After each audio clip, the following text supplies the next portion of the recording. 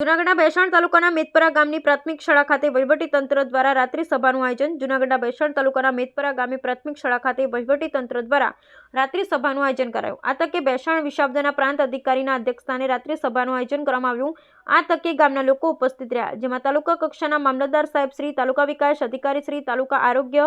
શાખાના અધિકારી શ્રી, વન વિભાગ, પોલીસ વિભાગ, આંગણવાડી વિભાગ, ખેતીવાડી વિભાગ તેમજ અન્ય વિભાગના અધિકારીઓ ઉપસ્થિત રહ્યા, જેમાં પ્રાપ્ત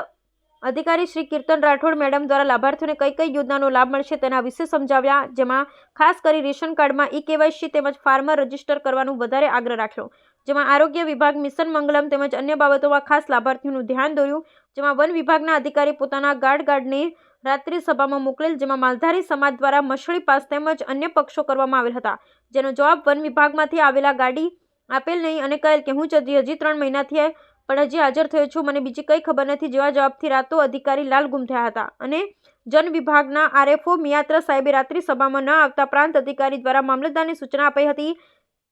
કે તેમને નોટિસ ઇસ્યુ કરવામાં આવે તેમજ ગામના લાભાર્થીઓને 100 ચોરસ વાર પ્લોટ તેમજ આરોગ્ય વિશે તેમજ આણંદ આંગણવાડીની બહેનોને ખાસ સૂચના આપવામાં આવી હતી. અને તાલુકા વિકાસ અધિકારીને પ્રાંત અધિકારી દ્વારા કહેવામાં આવ્યું હતું કે સખી મંડળ વિશે મિશન મંગલમ અધિકારીઓને રાત્રિ કેમ્પ કરી સલાહ સૂચન અને ટ્રેનિંગ આપવામાં આવે તેવા અનેક ઉપસ્થિત રહ્યા હતા અને તમામ પ્રશ્નોનું સ્થળ પર જ નિરાકરણ લાવવામાં આવ્યું. આ તકે રાત્રિ સભામાં મુખ્ય અધ્યક્ષ સ્થાને વિસાવદરના પ્રાંત અધિકારી કીર્તનબેન રાઠોડ તેમજ ભેસાણ મામલતદાર પારગી સાહેબ તેમજ તાલુકા વિકાસ અધિકારી શ્રી શેખ સાહેબ તેમજ આરોગ્ય વિભાગના અલી સાહેબ તેમજ મેદપરા ગ્રામ પંચાયતના સરપંચ શ્રી અમીનભાઈ સમા તેમજ તમામ સભ્યશ્રીએ તેમજ તાલુકા પંચાયત સદસ્ય શ્રી નિલેશભાઈ સાવલિયા ગ્રામજનો મોટી સંખ્યામાં ઉપસ્થિત રહ્યા હતા અને શાંતિપૂર્ણ માહોલમાં રાત્રિ સભાનું સફળ આયોજન કર્યું હતું. બ્યુરો રિપોર્ટ કાસમ મોતી.